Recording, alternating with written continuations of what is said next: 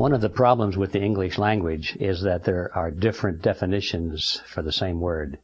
And when people use words like the collective or collectivism or the individual and individualism, sometimes they have different meanings in their own minds. And so they get into discussions and arguments because they're not speaking the same language. They're not using the same definitions of the words.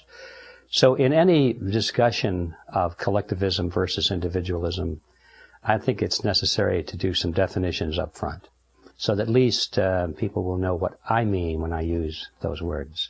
Now, they may not agree with my definitions, but at least they'll know what I mean when I use those words. The definition of the word collectivism has very little to do with the fact that people are working collectively. You can work collectively in a voluntary fashion, or you can work collectively under coercion. And there lies the difference between collectivism and individualism. Individuals work collectively. They work together. They don't move their pianos alone. They call upon their friends, and they recruit their friends to help them, and they ask for help, and they participate in helping others in doing essential tasks. But they do it under conditions of voluntary cooperation. Collectivism implies that if something is important enough, then the state should step in and make sure that everybody conforms, whether they want to or not. They're not to be given freedom of choice, or free will. They're to be coerced into doing it. So the essence of collectivism in a political sense, and the sense in which I use the word, is that it employs the use of coercion to require people to work together. And once coercion enters, then all of the other positive attributes, such as charity, go out the window.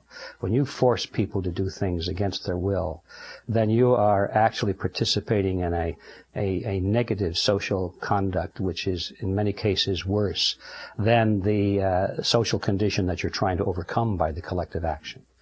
So in essence, to sum it up, collectivism is the concept, which among other things, there are other definitions to it too, but in terms of collective action or working together, it's a concept in which people are not given free will. They're required to do this and that because the majority has decided this is for the greater good of the greater number and so forth. Whereas individualism works toward the same goals, but they do so in the environment of freedom. So it's the difference between freedom and coercion.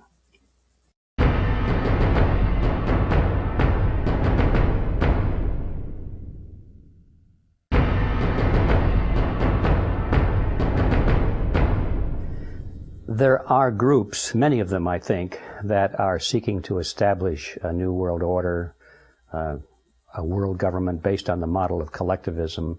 They may not all be part of the same organization, but there are many groups which have that as their goal because it furthers their social and political goals, their aims, what they want to see the world look like.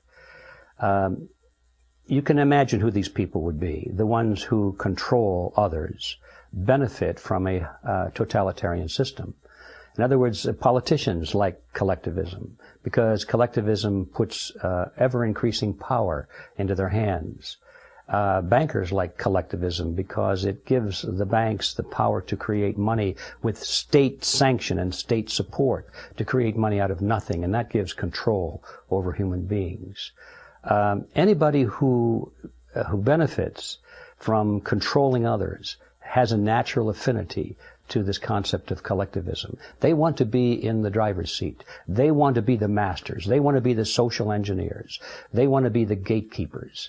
And so all of these people work together instinctively, even though they may have separate individual or professional goals. They do work together and support each other toward this ultimate aim of a new world order, is how they like to describe it, which is a totalitarian system based on the model of collectivism.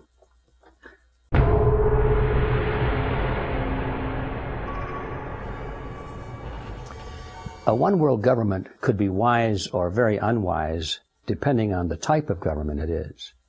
I have no problem with the concept of a world government if it's based on the concept of freedom, individual rights, and it allows plenty of latitude for individual culture, individual freedom of choice in religion, and all of these things, a world government based on the concept of liberty would be a wonderful thing. But that's not what we're dealing with today. The world government that is being grown up around us, headquarters at the United Nations, is not that kind of a government. It is a government based on the concept of collectivism, totalitarianism. It is not materially different than the kind of a world government that Adolf Hitler would have established had he been able to do so. It's not materially different than the kind of world government that Joseph Stalin would have established had he been able to do so. So when we talk about this issue of is world government good or bad, that's an incomplete question. We have to discuss also what kind of a world government. So, in summary, a world government could be a good thing if it was based on the principles of individualism. But based on the principles of collectivism, it's one of the worst things you could possibly imagine.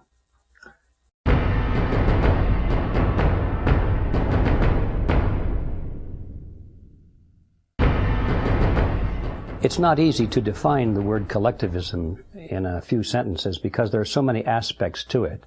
But it is easy enough to recognize a few of the major aspects, and you'll recognize it. One of the major aspects of collectivism is that it's based on the principle that the individual must be sacrificed, if necessary, for the greater good of the greater number. You'll find that under all forms of collectivism, whether it be Nazism, communism, fascism, socialism, or neoconism, or whatever you want to do. All of these forms of collectivism have that fundamental philosophy or ideology beneath it. Now, that sounds pretty good to many people. It sounded good to me when I was in school and learning about the greater good of the greater number. After all, we've been taught that we live in a democracy and therefore the majority should rule and all of these things which sound very good if you don't probe too deeply. And so many people think that that's a good concept. But it's a terrible concept when you follow it to its roots. Because you see, there's no such thing as a group. A group doesn't really exist. It's all in the mind. The word group is an abstraction. It symbolizes in our minds the concept of many individuals. But group does not exist by itself. You cannot touch a group. You can touch individuals only. It's similar to the concept of the word forest. You can look at a forest, you say, well, I'm looking at a forest, but you're not. You're looking at trees. They're only trees, and so the word forest is this abstraction for the concept of many trees. And the same thing is true in social structures. The word group is a very deceptive word. We think that the group somehow has rights. Well, since there is no such thing as a group, we're really dealing with the concept of many individuals having somehow more rights than a smaller group of individuals. And so that really, if you follow it all the way to its core, is a question of mathematics. Collectivism is based on the substance that three people really have the right to tell two people what to do regardless, because there's 3 against 2. And once you boil it down to the issue of mathematics, it falls apart, because human rights are not based on mathematics. I know we don't have time for a lot of this, but something that just occurred to me this morning when I was thinking about this concept.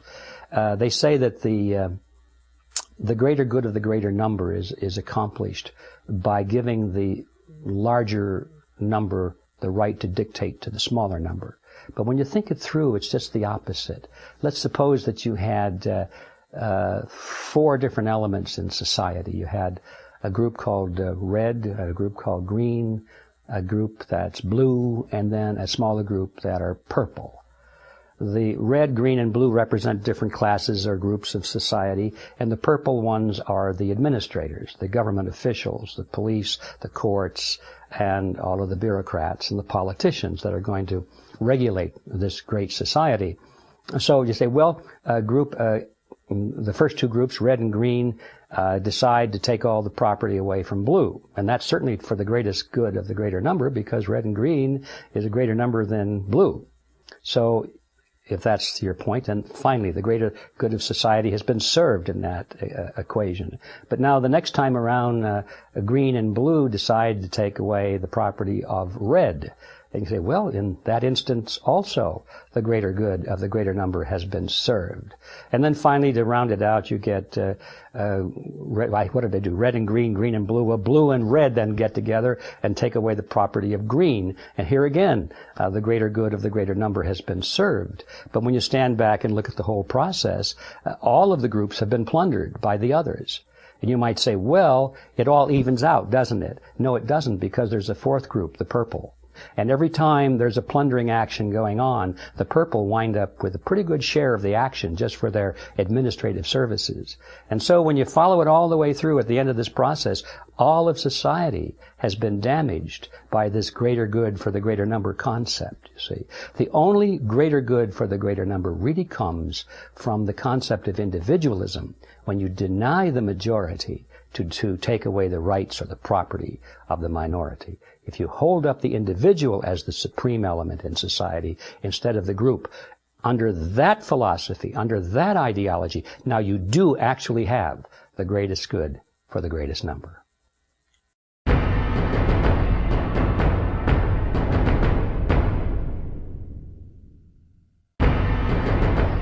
A UN peacekeeper, well, that phrase is merely a public relations phrase for an army, isn't it?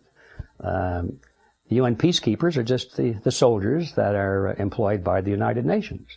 And they do what soldiers always do, and they apply physical force to compel citizens and nations to obey the dictates of the political leaders of the political unit that is fielding the military force. And so the peacekeepers, so-called, are merely the world policemen or the soldiers that enforce the dictates of the United Nations.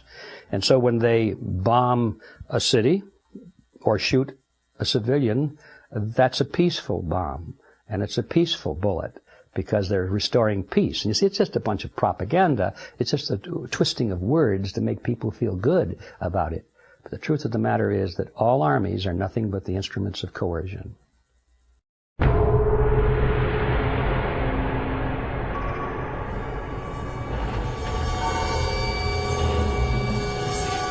I believe it's pretty easy to see from the record that governments almost always withhold things from their citizens if whatever it is they're withholding would not cast a favorable light on the politicians or the bureaucrats or the government.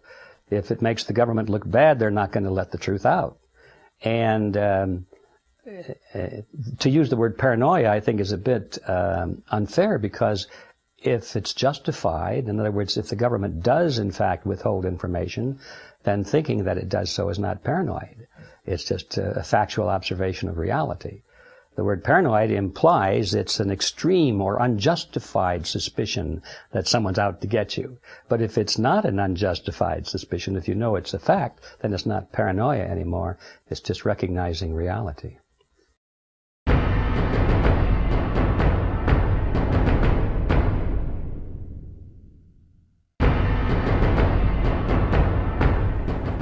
There definitely is a plan to consolidate the United States, Mexico, and Canada.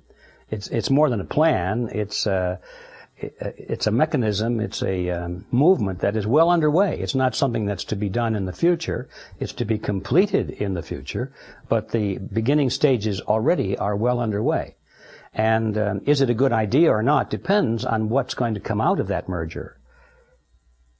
I believe that governmental units, regardless of whether they're small or large, whether they're local or national or even international, supposing we're going to merge the three nations together, whether that's a good thing or a bad thing depends on the type of government that will be created.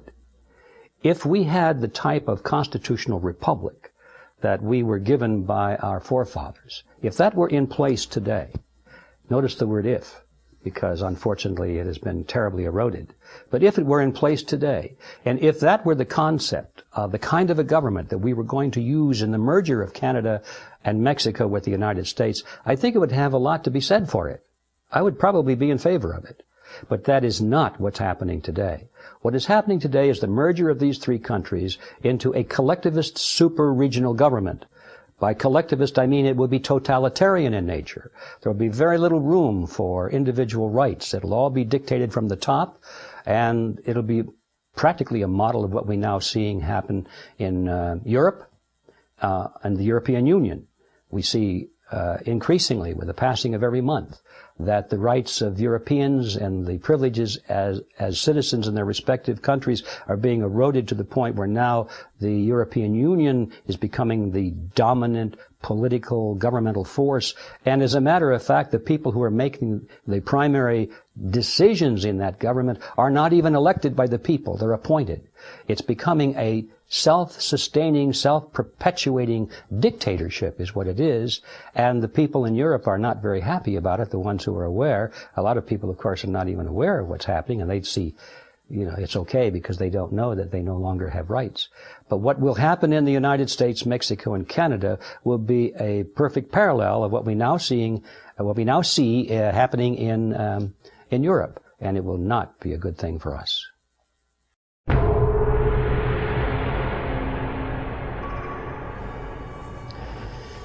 The word conspiracy causes a lot of people heartburn, doesn't it? Because people have been conditioned to laugh at the word conspiracy. Anytime somebody thinks that there are secrets being withheld by the government, or that the government is not being forthright in telling us what really happened in this event or the other, we get a lot of commenters, editorialists, who tell us, oh, you're just a conspiracy theorist. And that is supposed to close off the debate, because who wants to be a conspiracy theorist? It makes you sound like you're mentally feeble or something like that. Well, actually, it's the other way around as far as the mental feebleness is concerned, because people who laugh at conspiracies, I kind of feel sorry for them. They've never read a history book. Because anybody who knows anything about history realizes that from the very dawn of history, world events have been shaped to a very large extent by conspiracies of one kind or another. And it's just been going on throughout the centuries, and there's no reason to believe it stopped all of a sudden with the arrival of the year 2000 or 2008 or 2020 or whatever. No, it's an ongoing thing. And if you go to the courthouse in your local town or your county, and you just sit there long enough, you're going to see plenty of trials brought to the front that involve conspiracies of one kind or another. Conspiracies in business, conspiracies in the family, conspiracies to deny somebody their right, conspiracy on the part of a corporation to violate a law, conspiracies all over the place. And yet, when you come to government, where the rewards of conspiracy are the greatest of all, we're supposed to think that it's impossible that our government would have conspiracies in it, and anybody would think so is some kind of a Looney Tune. When actually it's just the other way around. People who question conspiracies, I think, have got an awful lot to learn. Is there a conspiracy at work to take over the world? There is a movement at work to take over the world. There is a group of people who are trying to do it, and they're well along, as a matter of fact, in accomplishing this goal. The trouble with the word conspiracy is that it needs to be defined. Conspiracy needs three parts to make it a true conspiracy. First of all, it has to involve more than one person, two or more people. The second component is that it uses coercion or deception to accomplish its goal. And the third ingredient is that its objective has to be either illegal or immoral. If you have those three things together, then by dictionary definition, you do have a conspiracy. So we look at the group today, and I'm talking primarily, let's put a name on it, the group of people who are centered around the Council on Foreign Relations, the CFR. It's a relatively small group, about 4,000 people in the United States. All of their people are in very powerful positions in government, in the media, in the educational system, and so forth. They are really the hidden rulers of America, and they all have a common agenda. And that agenda is the establishment of a new world order based on the model of collectivism. So there's more than two of them. There's more than one of them. So that part of the conspiracy is satisfied. Do they use coercion or deceit to bring about their goal? And as a matter of fact, they do. And they even boast of it in some cases. They certainly use coercion. They like to use the police. They like to use the armies to manipulate political divisions and bring about regime change, as they call it, and that sort of thing, and to control the population at home. They're certainly willing to do that. But are they doing something which is immoral or illegal? There is the question. Probably not illegal, because just about everything they do is quite legal. And they see to it because their people are the ones, generally, who make the laws. And so they make sure that they pass laws to require us to do the things they want to do. And if we resist, then we are the ones that are doing something illegal, and we might be called the conspirators, you see. So what they're doing, for the most part, is quite legal. And is it immoral or unethical? And now here is the final edge, where you have to make a decision.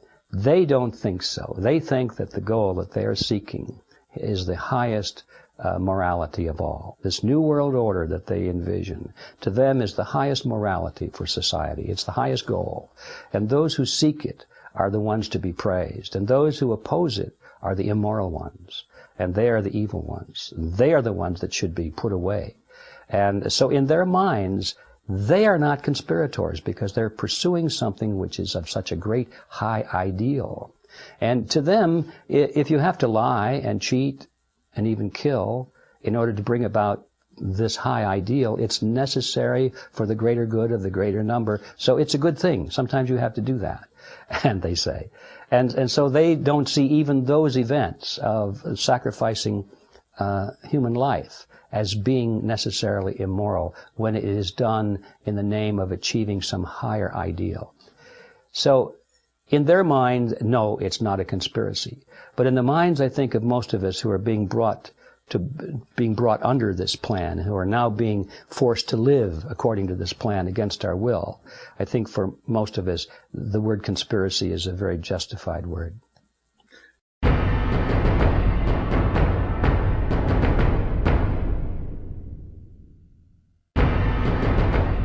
Whether or not the energy establishment is hiding technology or thwarting it in some way is, of course, a great suspicion in the minds of most people, including mine. I believe that they probably are. I think that they probably would if they could. After all, if they didn't, it could cost them hundreds of billions of dollars in profits. And so, knowing how the corporate mind works, I would assume that if they could suppress technology successfully, they would. But to say that I know for certain that this is the case would not be true, because I don't have the specifics in front of me. But following the logic of it, I think we can safely say that if those guys had a chance to do so, they sure would.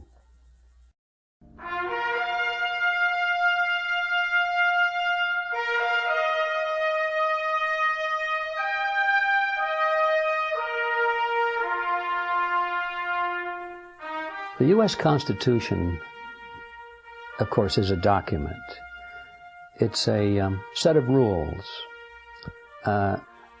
It's the place we go when we need answers to political questions.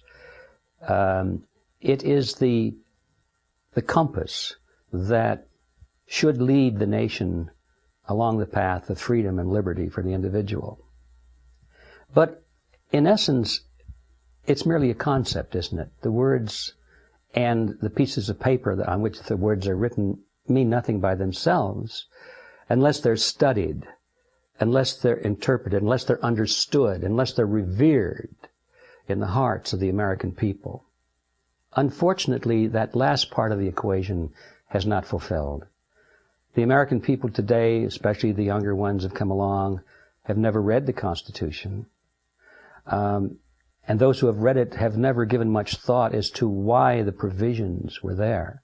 They've never read the Federalist Papers. They've never read the debates, for example, that went on between the framers of the Constitution at the time they were drafting the document. They don't know the rationale behind it, and so therefore it's easy for them to look at it until they say, oh, well, that's just a product of a period of America which was undergoing agrarian reform of some kind, and that was good in those days, but it doesn't apply today.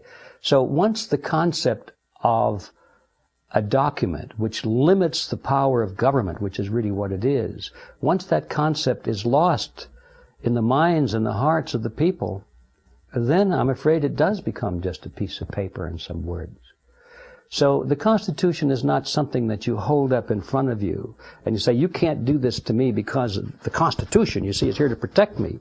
The Constitution is something that you hold in your heart and your mind, and you hopefully find that most of your fellow citizens do the same thing, so that it's a question of the social fabric and the social consciousness of the people that provide the safeguards that are written down in the Constitution. In summary, the Constitution is nothing but a reference. It's like a little textbook where we go to find the answers, but we must understand the rationale behind it before those answers make much sense. So to me, the Constitution is a wonderful document. It needs to be studied. It needs to be reinstated into the hearts and minds of the American people. And certainly in today's world, it needs to be followed.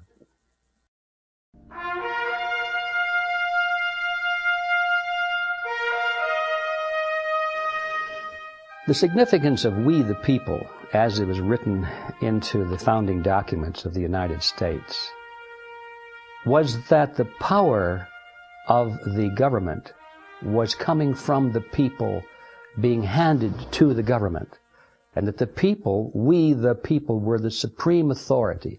They were the source of the sovereignty. They were the ones that were creating the government, and the government was to be subject to their will. That was quite a different experience in the course of history, because prior to that, all governments were the other way around. That the governments were formed by the kings and the conquerors, and then they say, oh yeah, well, by the way, now that we've got ourselves in charge here and we've got everything under control, let's see about the people. Maybe we'll think about the people. What rights are we going to give the people? What benefits will we give the people to keep them from revolting or whatever? But it was always the top down until the United States Constitution was written, and all of a sudden it was from the bottom up. We the people were instituting that government. So that's the essence of it. Unfortunately, the system has changed. Every year, incrementally, so slowly, and so in such small little steps that you could hardly see it. The fulcrum has gradually tipped back the other way, and now we have reverted back to the old world style of government, where the government is in charge, and we, the people, are being told what to do by the government. And that's a situation that is very sad in my mind, and it's more than sad, it's very dangerous, and we had better change it, or else we're going to wind up in abject slavery.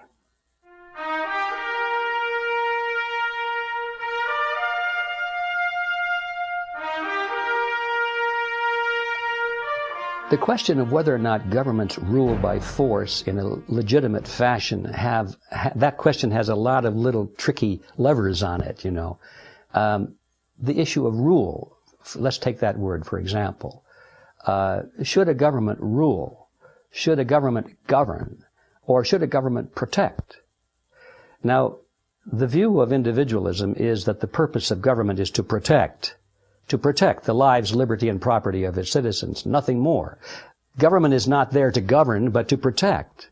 So in that concept, you can say that government can protect using force. Of course, you have to use force against criminals who are trying to take away your life, your liberty, or your property. No government can protect you if they don't have authority to use force to protect you. So in that sense, that would be legitimate. But now if we switch over that word rule and include a whole different concept of, should they tell you what to do with your life? Should they tell you where to work, what time to get up, what to say, what to think, where to travel, and so forth, how you should engage in your economic transactions, where to live, all of these things. Now that's a different concept for governing. And in my view, there's certainly nothing logical or legitimate about this. And the use of force to do that kind of thing, of course, that's just the same old concept of totalitarianism, in which the king will tell you what to do with your life. So it depends on what you mean by the word govern.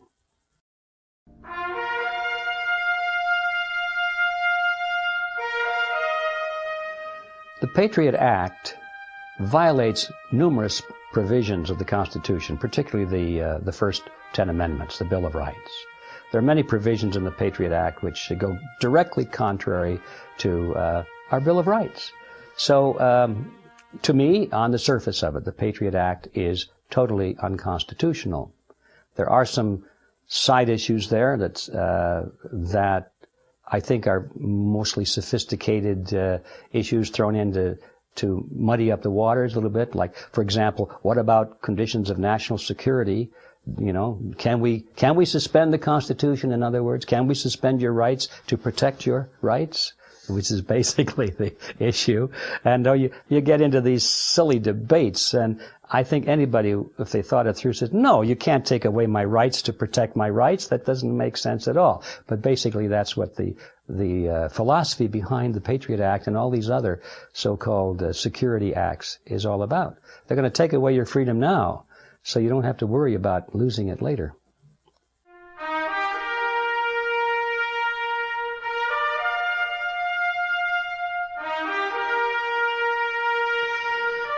Declaring martial law has nothing to do with legality. It's just a declaration. Declaring martial law is done when a military commander or a leader of the military, even if he's the president, he's the leader of the military, speaking in this mode, stands up and said, I, the leader, hereby declare that this nation is under military law. And that means all other laws are disbanded. So there's nothing legal about it. There's nothing constitutional about it. It is martial law. It's dictatorship.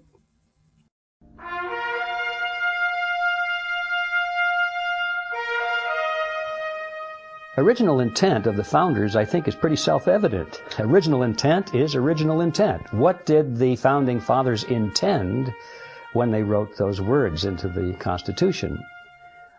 They can be interpreted in modern context. You can say, well, they might have intended it to apply to all money, for example, in the times of the drafting of the Constitution. But in today's world, it doesn't apply that way. Well, you can say that the Constitution should not be interpreted according to the original intent of the Founding Fathers, but I don't think you'd stand much of a chance of winning a debate on that position. The Constitution means what the founders intended it to mean. Otherwise, it means nothing. If you want to have the Constitution mean what modern politicians think it should mean, then you don't need a Constitution.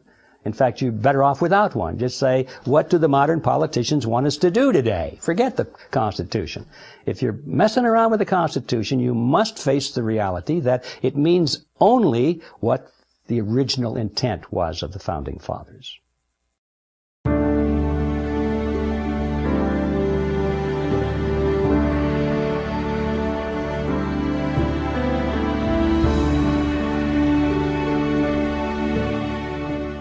The word values is a pretty broad word. When people use the word values in society, I think generally they're talking about the definition of their culture. What is the predominant religious view? What is their view of justice? What kind of a judicial system do they have? Do they think that everybody is entitled to a fair trial, for example? Do they believe in honesty?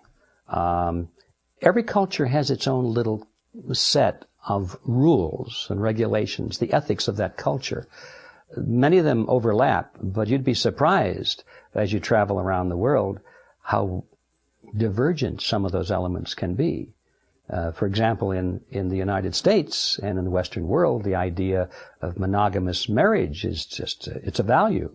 It's a very important value, but there are parts in the world where a man is entitled, in fact, an obligation to have more than one wife, especially if there's a woman that needs to be provided for. Her husband has died and she's on the street. You'll take her in as a second wife and so forth. And Americans are horrified at that idea because they're tied up with this question of sexuality, and they don't realize that in other cultures it's got very little to do with sexuality at all. It has to do with family unit and supporting people in need and so forth. So each culture has its different values. That's not to say that we're supposed to have the view that all cultures are equal. I think we're entitled to be biased in this sense. I think most of us, regardless of what culture we're in, are entitled to think that our culture is the best. And I don't think that we ought to be trapped into the position of saying, well, our values are no good because they're different from other people's values. But in Western civilization, certainly in the United States, we have a set of values that has served us well. and has created a great civilization. And without going into enumerating them, I think that those values are worth protecting.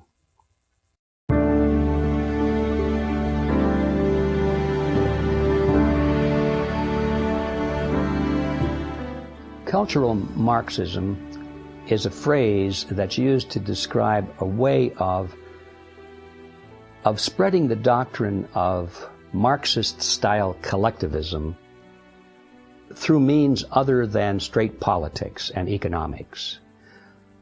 Marx, in his works Das Kapital and the Communist Manifesto, spoke very eloquently about the ways of bringing about collectivism through political and economic means. But after Marx, there were a group of Marxists who wisely decided that you could bring this collectivist society to a nation through culture as well, by introducing certain values and concepts that would break down the family, for example. Just one example. If you could somehow break down the family unit so that it was no longer self-sustaining and no longer valued in a society, then that would leave individual members who formerly could turn to the family for support in times of need. They would now be cut loose. They would be without a place to go in times of need. So now they have to turn to the government, you say. So if you can destroy the family, you are creating collectivism. You are supporting and expanding collectivism. If you can break people away from religious affinities, for example, where they would turn to their community, their religious community, for support and help, or they would turn to Scripture for answers to certain perplexing questions. They would have if they have an affinity to their religion, they might say, well, we're not going to go along with government because it's contrary to my religion. So cultural Marxism would attack religion of all kinds. Doesn't make any difference, because there was another place where people could go other than to the government for support and for answers. So cultural Marxism would be that type of activity in any society that breaks down the culture in such a way so that people instinctively turn to government as an alternative for the support that they otherwise would have. This is done through art, it's through music, it's through literature, it's through motion pictures and that kind of thing. It's the implanting of certain ideas and concepts which make them very ripe for the philosophy of collectivism and makes them very ripe for turning to government as the big daddy, the big solver of all problems.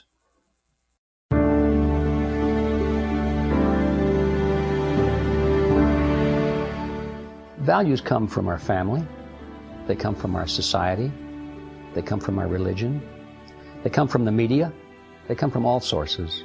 Some claim, and I think there's some support for it, that some of it is inbred, that some people have more of an instinct for certain values of kindness and justice and so forth than others.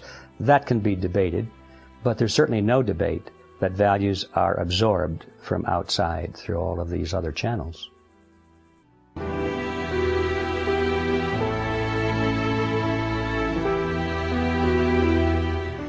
Whenever you discuss values, you wind up discussing comparative values, don't you?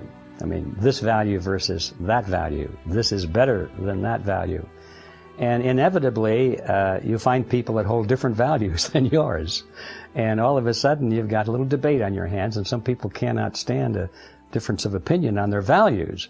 Now, somebody said once that the only thing that people are open-minded about are those things in which they have no strong opinion. And I think there's some truth to that. We tend to be open-minded on a lot of things except when you hit home, something we really believe in. So that's what happens in the discussion of values. We all believe very strongly on them. And so that's where it's like walking through a field of landmines.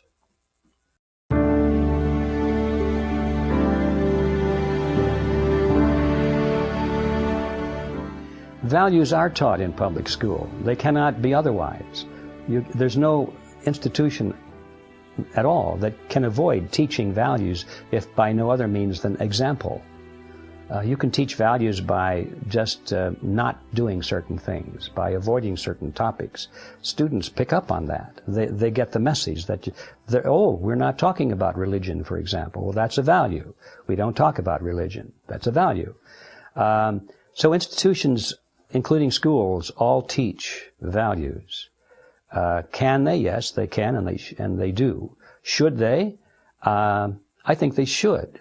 But now the question is, what values? And now we're to a deeper question, which is when we talk about schools, we're talking generally about public schools, which are political entities. Now we're talking about a school system that's teaching values that's determined not by the parents, not even by the teachers, but by the political groups that provide the funding, the politicians, the bureaucrats, the think tanks, all these invisible structures above. Now, those are the people who are determining the values that are being taught in our schools. I think, personally, the ultimate answer is that schools should teach values. Schools should be completely operated by parents. They should be in control, and therefore the parents can determine what values are taught to the students. If the school doesn't teach the values that parent wants taught to their children, then they can take the child out of that school under my ideal system and put him in another school which does teach those values.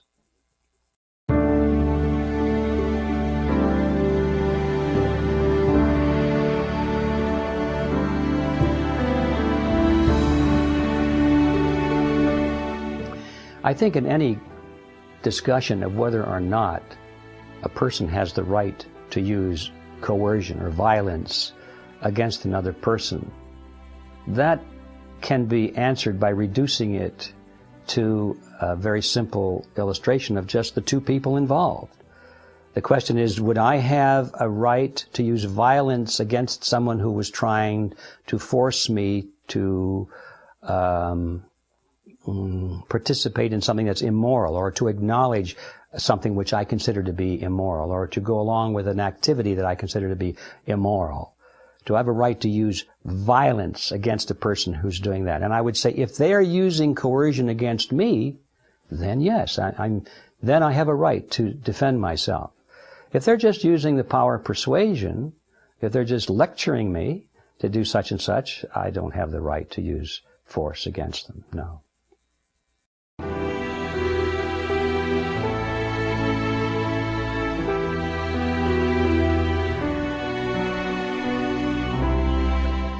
The question of indoctrinating soldiers to participate in a war and be willing to kill enemy soldiers, is that immorality? Is that a moral thing to do or not? Is very complex, because there are several assumptions that are made in that. First of all, the assumption is that the war is a just war. If the war is a just war, and we could define that. There's another assumption. What makes a just war? And we'll perhaps come back to that. But putting that aside for the moment, if we assume that the war is just, which in my view is that it's defensive, then I don't think you need to indoctrinate any soldiers to be willing to go into battle and fight and kill if necessary, because they're not just going out to kill somebody because they want to kill somebody. They're fighting to defend their homeland. They're fighting to defend their families, their wives, their children. And that is an intrinsic right. In fact, that's an obligation, I think, that we all have. I don't think we need to indoctrinate anybody to do that. Now, if we have to indoctrinate soldiers to do that, and by that, we're going to assume that means we have to convince them to do something that they wouldn't logically do if they had full knowledge of all the facts, well, then it's not a just war, in my view. I think that a just war is one that you don't need to indoctrinate anybody to go fight it. If it's a just war, people will know that it needs them in it. So there are a couple of words there that make it tough. Is it a just war? And secondly, if it is a just war, indoctrination will not be necessary.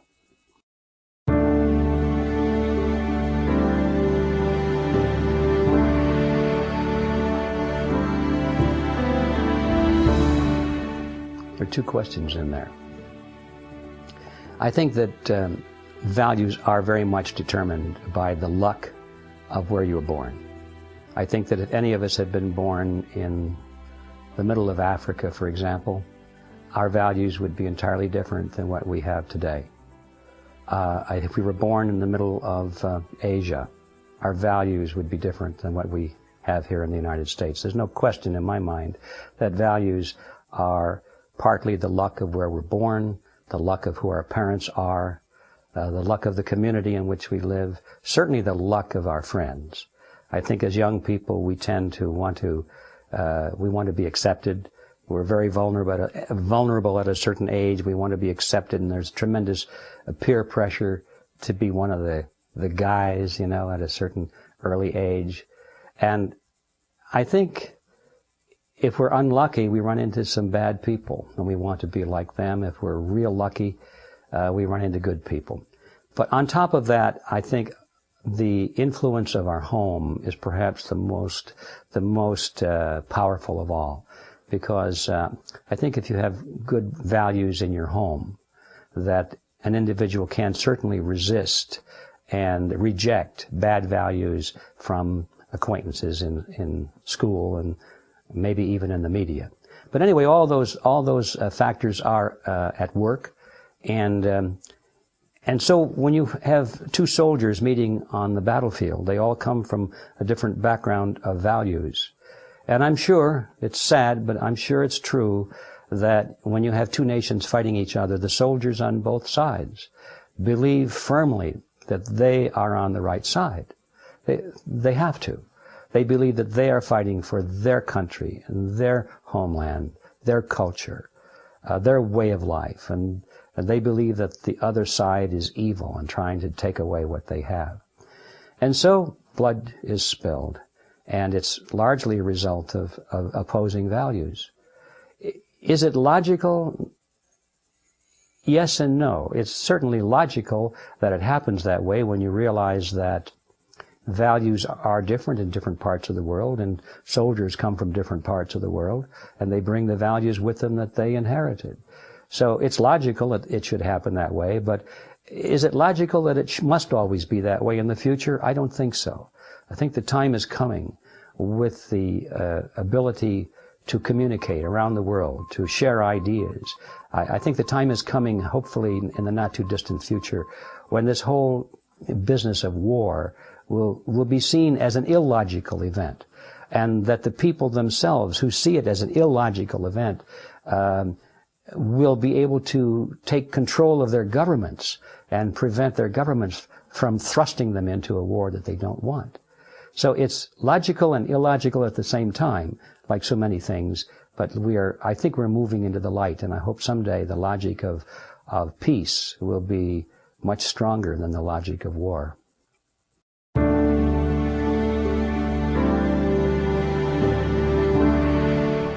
The phrase culture war generally applies to a clash of civilizations, I think is the way they put it now, a clash of cultures, where peoples with different cultural backgrounds suddenly find it that their cultures are mutually incompatible.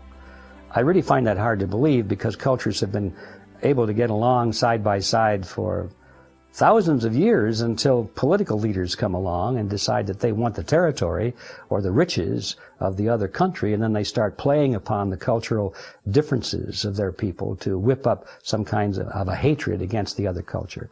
I don't think that cultures inherently are antagonistic to each other. I think they're rich. I mean, I've traveled in many parts of the world and have seen some amazingly different cultures.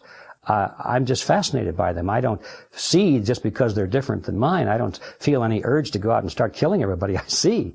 And I don't think that others are the same way from those cultures when they come to the United States or to other Western countries. They don't have this insane desire to start killing everybody because they have a different culture. I think it's a rich fabric, and people can observe and appreciate each other's culture without having hatred of the other culture. The hatred part comes when the political leaders are trying to whip up the populations into an emotional support for a war that has entirely other foundations for it. A war for economic gain, a war for imperialism, a war for domination, a war for oil, a war for money, whatever it is, that they can't tell the people that that's the reason for the war, so they tell them it's because the other culture is so bad, and the other culture hates you, and if you don't hate them before they hate you, it's going to be too bad, and so forth. It's all the politicians that create this kind of a scene.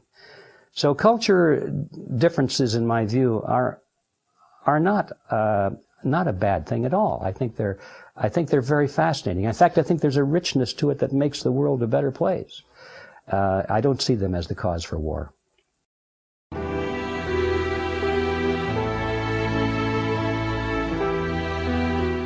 The United States used to be a melting pot, a place where all peoples from different cultures could come, and they all knew that they had a new homeland, and they would not necessarily give up their old traditions or their old affinities, but they took on a new one, and they knew that now here in America we must become Americans. We must adopt the American way. We must adopt the American language.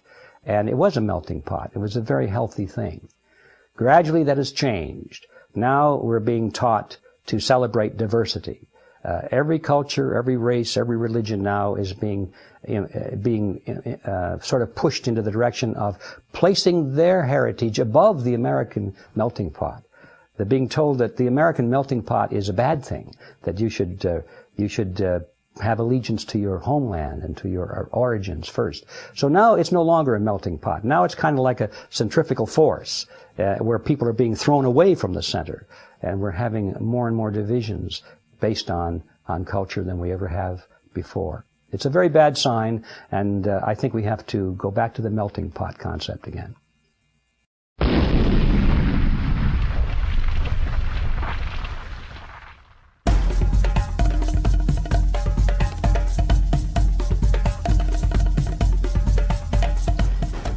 I think the answer to finding the real cause of war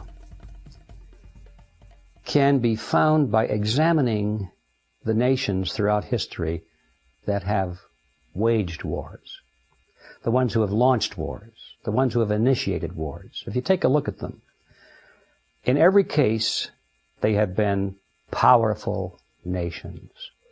They have been nations which have been rich, had a lot of commerce, had industry, they were politically influential, they were well fed, they had everything, and they wanted more. There's a myth today that wars are caused by poverty, caused by ignorance, and caused by all these things. Not so. Because the nations that have waged wars have been the richest nations in the world, and there's been very little poverty within them. And they've been the best educated nations of the world. So right away we can throw out those usual myths about poverty and ignorance being the cause of war.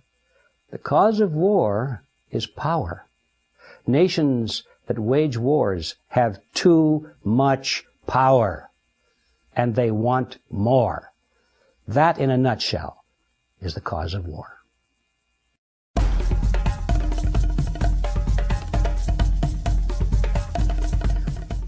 Well, in my book, The Creature from Jekyll Island, I created a fanciful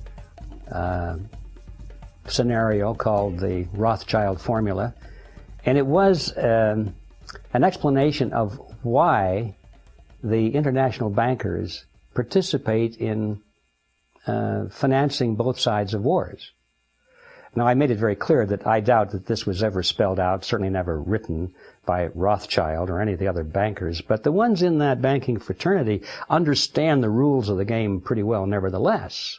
And it goes something like this, that the very wise and wealthy financiers of the world, going way back, even before Rothschild's time, have observed that the world was a pretty rotten place to live in.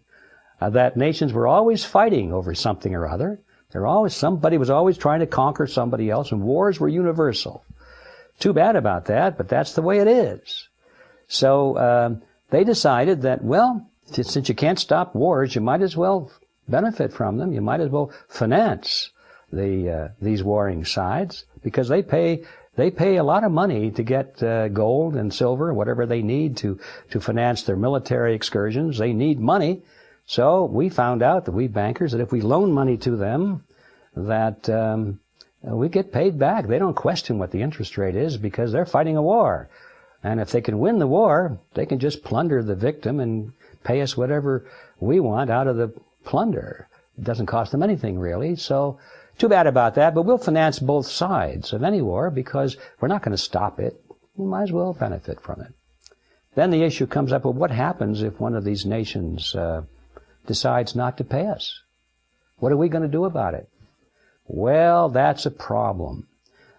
Since we bankers, we don't have any military of our own, what are we going to do about that? How are we going to force that nation that we loaned this money to pay us back?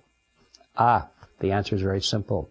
If they refuse to pay us back, we'll finance an opposing nation or a revolutionary group somewhere else to become an enemy of that nation and attack it and destroy it, invade it. We'll create another war, in other words, in order to get our money back. We'll finance this side to attack that side. And so by financing all sides in a war and keeping the world divided up into warring factions so that no one unit is particularly stronger than the other, the banks can continue to finance all sides of wars forever and always collect their interest because they have the ability of putting one nation against another nation to collect their debts. In a nutshell, that's the Rothschild formula.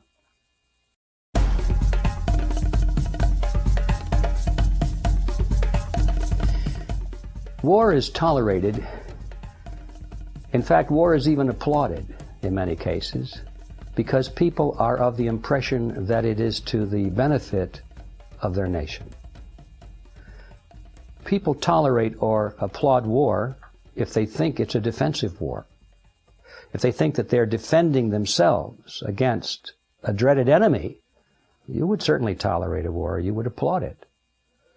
So that's the answer. The object is to convince the people of all nations, including those that are doing the attacking, to convince the population that their war is really a war of defense. They have to create in the minds of their people an image of a terrible enemy out there. And the reason they're attacking the enemy is because if they don't, he's going to attack them first. So it's a question of who gets the first shot. So the people have been propagandized in many cases to always believe that the other side is the enemy. Now that's not to say that there aren't enemies out there. That's not to say that in the United States, for example, we never fought a just war. I mean, that's not the issue. The issue is that in general, wars are always tolerated and applauded because the people believe in their hearts that it is a justified war, which means it's a defensive war against a dreaded enemy.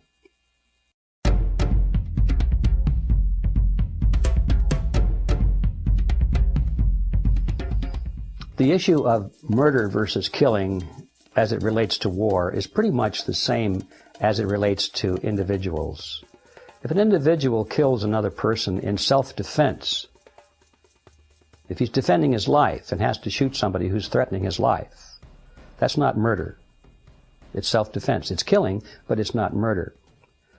If a nation is engaged in a just war, which means a defensive war, and killing goes on, that's not mass murder. That's killing. It's true, it's killing, but it's defensive. So the question is whether or not the war is aggressive or defensive. If an individual takes the initiative against another individual and takes their life, that's murder. If a nation is aggressive against another nation and kills hundreds of thousands of people in the assault, that could be called murder also, because it's aggressive and not defensive. So there's no difference between mass murder and killing in an aggressive war.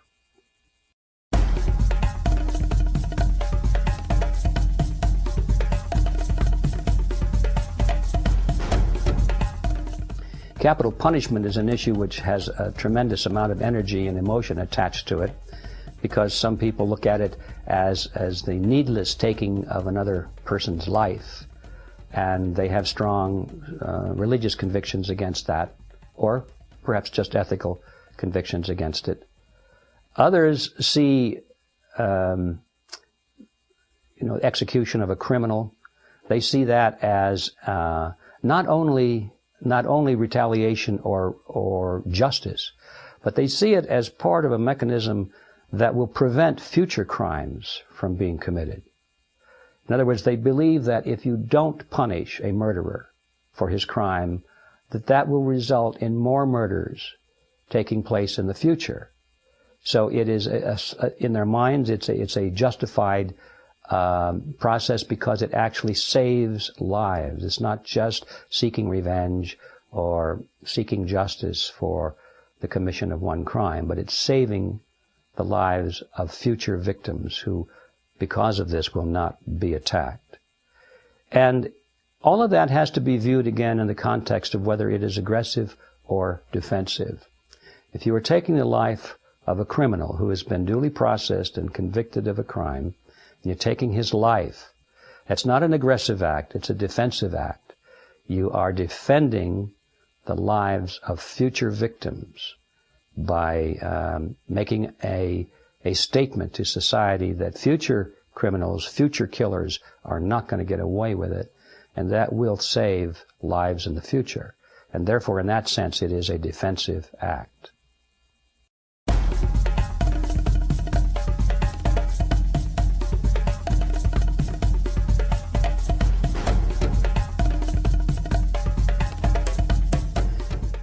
In an age when we're all fed up with war, it's very easy to be so anti-war that we don't think anymore about the question of a just war. We think that all wars are wrong. In my view, this is not clear thinking. Defensive wars are justified. And in a defensive war, if somebody's trying to attack us and take over our country, truly do, not something that our political leaders have created this myth about, but really is truly happening, then we would gain by winning that war. Because if we didn't win it, we would lose our freedom. So there would be a net gain in a true defensive war. We've got to get rid of this thinking that all wars are automatically unjust. I have to say that most wars in our modern age, in my view, are unjust because they're being fought over reasons which are not honestly stated. They're being fought over hidden agendas. But we must keep in mind that there is a theoretical basis for a just defensive war. And in that case, the winner would have a tremendous amount to gain, be preserving his liberty.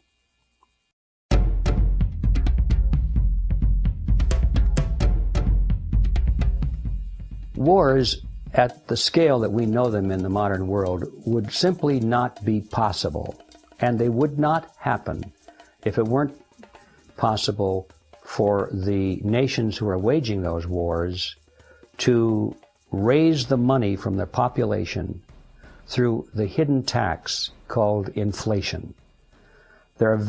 I can't think of any modern wars that would have been fought if the taxpayers of those countries had known right up front what it was actually going to cost them. They would have demanded some kind of a compromise or something. But since they don't know what it's costing, they don't know that it's costing them 50, 60, 70, 80% of 90% in their lifetime of everything they've earned. They don't know that. But if they did know that, they wouldn't permit it. They wouldn't allow their politicians to do it. The only way the governments can do that is to get the money from the people in a fashion that they don't know they're paying it. And that is through inflation. Inflation is caused by the Federal Reserve System, through fiat money, the creation of money out of nothing. So the relationship between fiat money and wars is direct and immediate.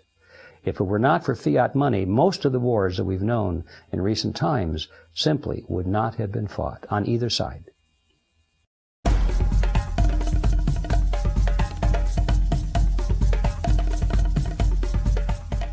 Eisenhower was dead right about the military-industrial complex. What more can you say than that? Just look around you, and there you see it everywhere. Now, it's interesting to me that even though Eisenhower was right about that, he came from it and was very close to it most of his life. And I don't know for sure whether he was doing what so often we see politicians do, is they speak against something while at the same time supporting it. I'm not prepared to go that far, but I do know that that has happened many, many times. I think of the establishment of the Federal Reserve System, when Woodrow Wilson came out and spoke so vehemently against it, and yet he signed the bill, and he was financed by the banks, and so his job was to speak against it so that people would think that he was the voice of caution and that he wouldn't allow anything to happen that wasn't in the best interest of the American people, whereas all the way along it was known from the beginning that he was going to cooperate and let it go through. So whether Eisenhower is in that boat or not, I don't know, but the simple answer is that he was right about the military-industrial complex. Definitely right.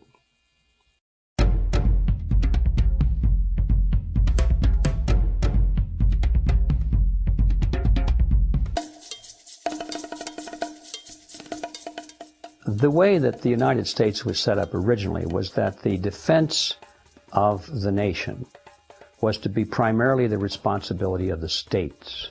They were to create militia drawn upon able-bodied American citizens within the state. They were to provide their weapons and their training and their leaders. They were to form into a national fighting force, and they would defend the borders of the United States against foreign enemies. But the primary foundation, the element of that, was the militia. And that wasn't just because it was a primitive society. It wasn't just because they hadn't thought about having a national standing army. As a matter of fact, the Founding Fathers had discussed it, and then they'd written about how much they feared a standing army. They thought that a standing army was perhaps one of the most dangerous things you could imagine, because if Washington, D.C., they said if they were to have a standing army, you know what they're going to do with it? They're going to use it. You're going to use it for something. If you get a bunch of soldiers sitting around training, you're going to use them. And they didn't want that, except in a defensive mode. So they did not want a standing national army. It was to be national military and police forces entirely. And I think they had another reason for it, which is because they knew that an armed populace was the best defense against tyranny, either abroad or at home. These guys that created the American Constitution, the American Republic, were looking into the future, and they were concerned about our own government becoming despotic. They could see that. They talked about the possibility of that. How do we prevent that from happening was a major issue of discussion. And they said one of the ways is to make sure that we don't give them a standing army, and the other way is to make sure that the local population was armed. Because if you've got every man, able-bodied man in the country, and women too, armed and knowing how to use a weapon and under training and with their local squad leaders and so forth, their own commanders, there's no government that's in the United States that's going to turn against them. So they were very wise, I thought. And today, people laugh at that concept, but now that we're losing our liberties, I think the laughter is dying down pretty rapidly. To answer the question very succinctly, the Constitution foresaw that the best defense of the United States from enemies, both foreign and domestic, was to have a fully armed and trained local militia. And they did not want a standing federal army.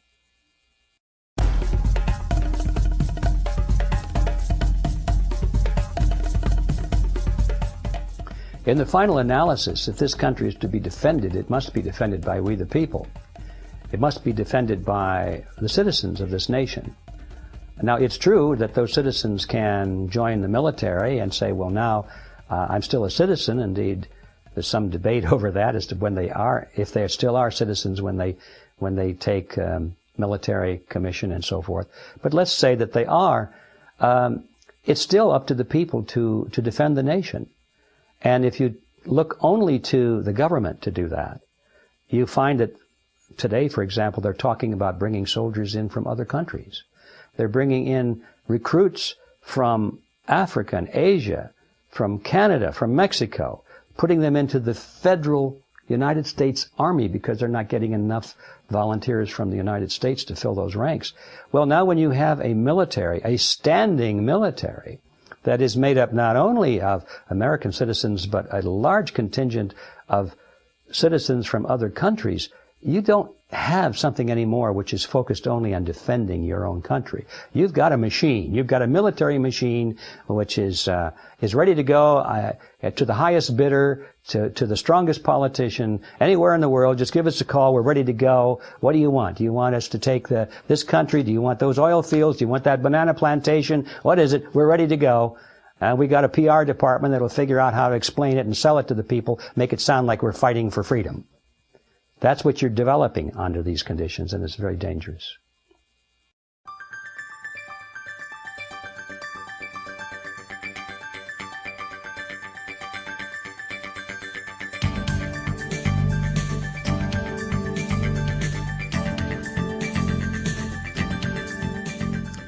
The government should not provide for either the individual or the collective. That is not the role of government to provide, at least in the view of people who follow individualism. In my view, the proper function of government is not to provide, but to protect. Because if you're going to provide for some, you must have the authority and the power to take from others. And once you're in that business of taking from some and giving to others, now you're in the business of redividing the wealth. And that gives you tremendous power over the citizenry. And it always leads to abuse of power and eventually to totalitarian regimes. So the proper function of government is not to provide for anybody. It's simply to protect them.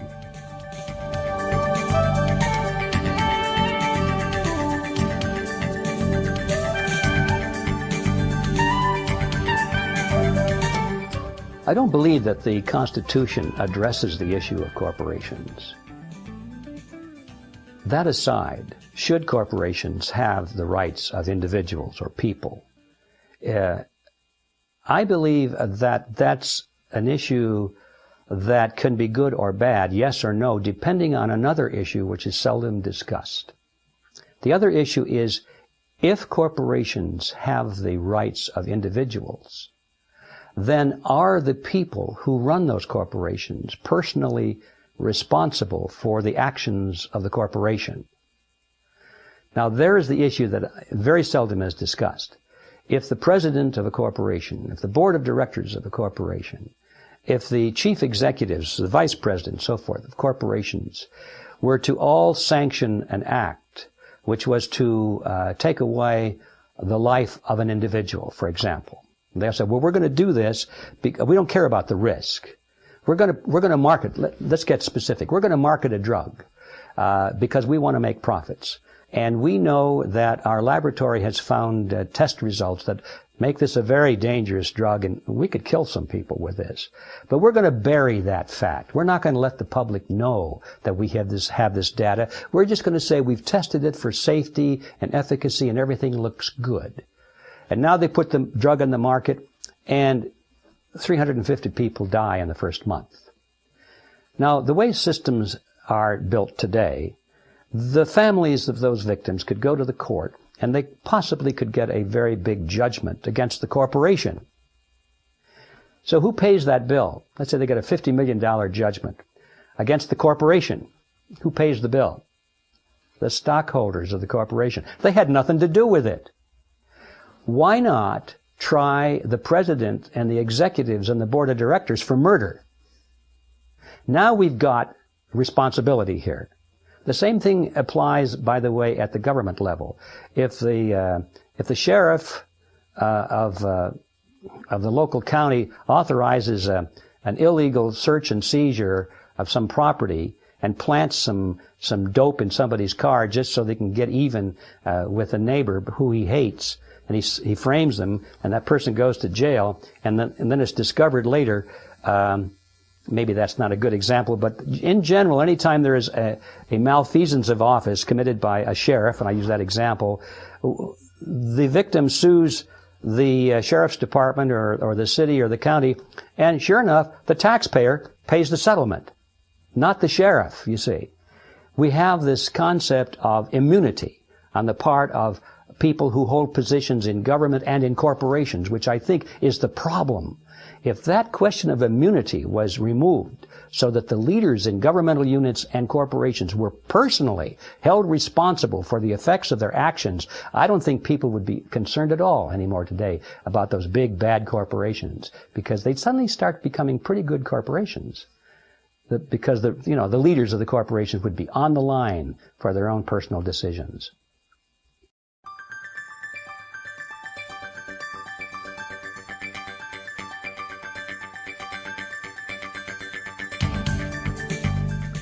I don't think that the problem of political corruption is to be solved by limiting the length of time that a politician stays in office.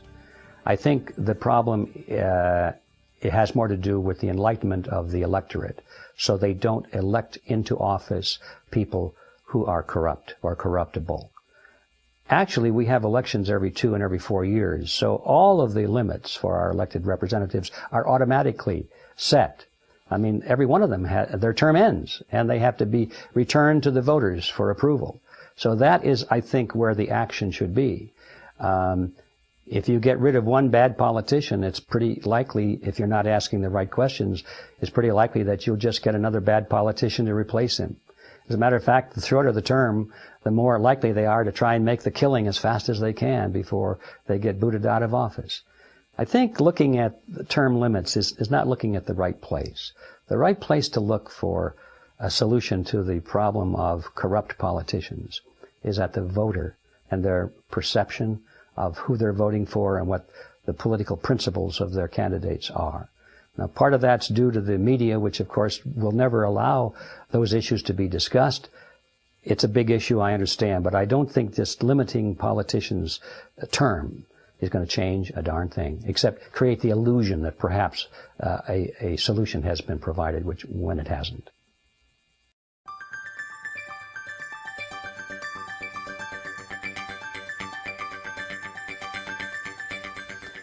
If everyone were voted out of Congress and new people voted in, we'd lose an awful lot of bad politicians and 1 or 2 good ones. And I think since the same people would be voting in the new politicians that voted in the old politicians, we'd probably have an awful lot of new bad politicians go back into office and 1 or 2 good ones. So in other words, I don't think there'd be any change.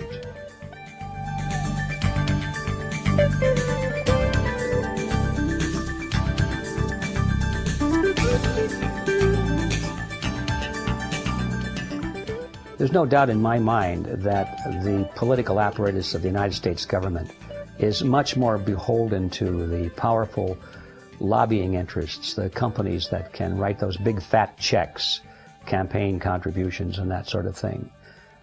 You can see it every day. The politicians will give speeches, very good speeches in some cases, saying all the things that the voters want to hear. But then when it comes time to vote on an issue, they quite often will go directly opposite to what they said, and they will vote in favor of the positions that the corporations want and the lobbyists want. While the average voter will write letters to his congressman, many of the corporations are writing checks to their congressman, and you can be sure which one gets the most attention.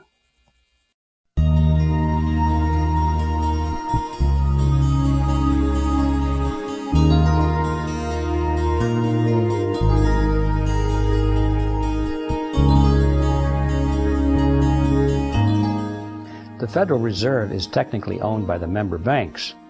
So we know who owns the Federal Reserve, the member banks. But who owns the member banks is very difficult, if not impossible, to find out, because the member banks are not registered with any government agency.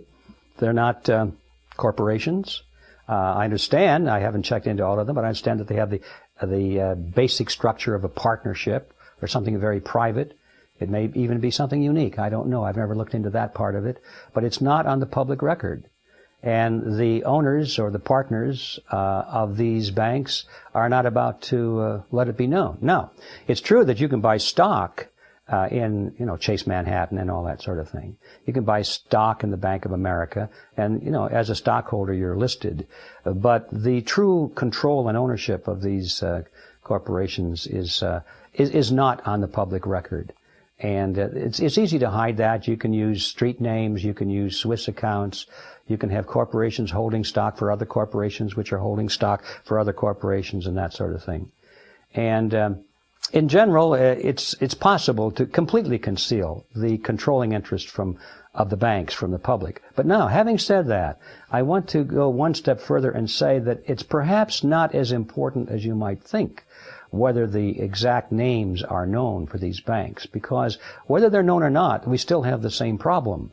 Yes, it's a matter of curiosity to know whether or not the banks have any foreign interest, whether the Rothschilds own a big block of it or that sort of thing. That would be very interesting. And in fact, it might even be a legal issue, because the Federal Reserve, being a corporation created by the federal government and charged with representing the United States government in terms of monetary affairs, there may be some limitations of foreign stockholders. I don't know about that. But so there may be some legal question there. But the point I'm trying to lead to is that regardless of who owns these banks, the issue still remains the same. If the banks were all held publicly, the issues would still be the same. Who runs the banks? Who controls them from behind the scenes? You can control a corporation or a bank, even if it's not a corporation, without actually having 51% ownership of the shares of stock. As a matter of fact, most corporations are controlled with about 2-3% of the stock, and in some cases much less than that. And so the issue is who controls these banks and what do they do with them? If we were to abolish the Federal Reserve System tomorrow and get the banks out of it completely, turn the entire function as it now operates over to the Treasury, so now there are no banks involved in terms of ownership at least. The banks are still involved, but they don't own the Federal Reserve. Now the Treasury is operating this whole mechanism. Nothing would change. The same people would still dominate the system from behind the scenes. So this question of ownership, I think, receives too much attention, because the idea, where that idea goes is that, well, if we can just find out who owns these banks, and if we don't like who they are, then we can support a move to abolish the Federal Reserve banks and turn that system over to the Treasury, exactly as it's now operating, you see. So the focus should not be on who owns the banks, but on what the banks are doing, you see. And that's why I back a little bit away from the traditional answer to that question.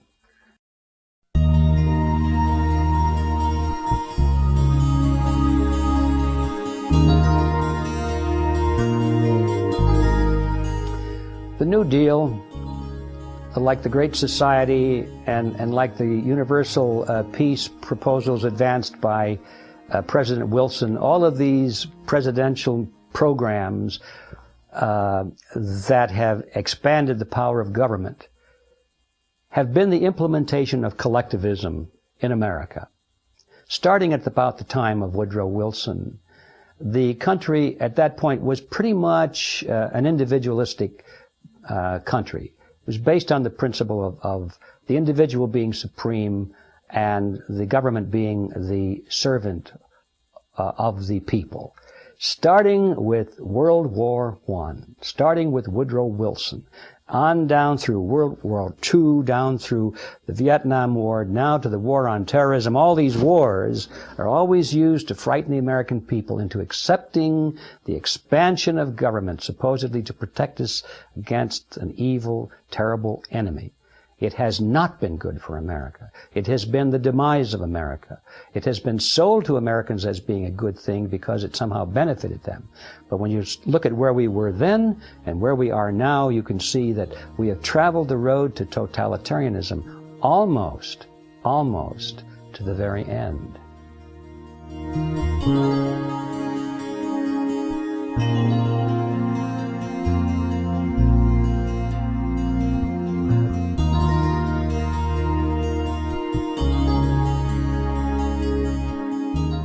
I like that question, should the government be taxing illegal activities because of the fact that it might make them want the illegal activities to be prosperous.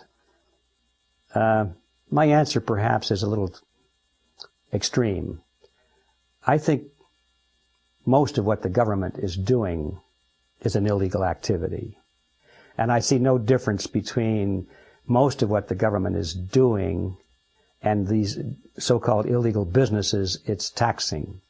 And that may sound a little extreme, but when you hold the view that government should be doing only those things to protect the lives, liberty, and property of its citizens, nothing more, and that everything else it's doing is not in the best interest of the American people. In fact, it is the same as theft. It's the same as stealing their property from them, their hard-earned wages. It's the same as taking away their freedom. It's everything is that the government is doing to the people when it deviates the basic purpose of the Constitution is the same as a criminal syndicate would do, as an illegal business would do. So why are we all upset about taxing an illegal business when the authority that's doing the taxing is itself an illegal business?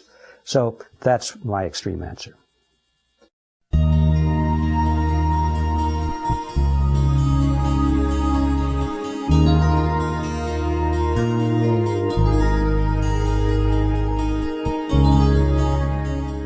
The government has no incentive to reduce the consumption of nicotine or alcohol, nor should it. That's not the proper function of government. Whether or not it has a revenue stream from these activities is very secondary. To the primary question is whether it should have any interest in these activities at all.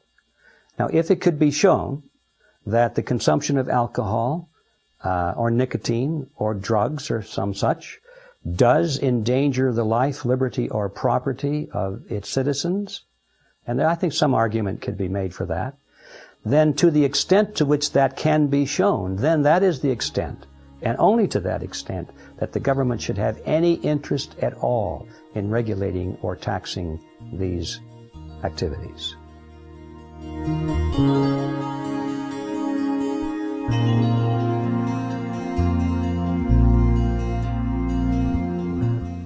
The government should have no interest in funding or regulating or directing the activities of alternative energy companies or technologies, except to the extent that that might be viewed as a means of protecting the life, liberty, or property of its citizens.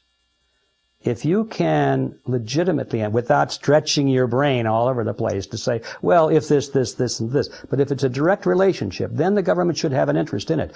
Probably doesn't have any relationship at all. So it shouldn't be involved in these issues. How can you prevent the big players from co-opting these fields?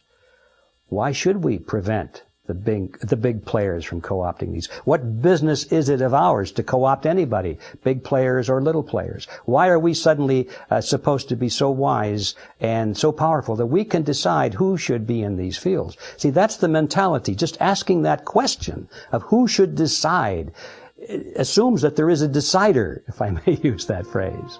We should not be in the business of deciding. We should let the free market make its own choices. Only then, when you get this word we out of our mind, what are we going to do about it? Only then will we have true solutions.